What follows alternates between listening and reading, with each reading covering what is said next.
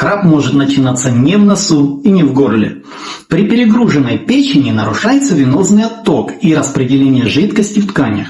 Все это приводит к скрытым отекам, которые не всегда заметны днем, но проявляются ночью. И один из таких участков – это корень языка.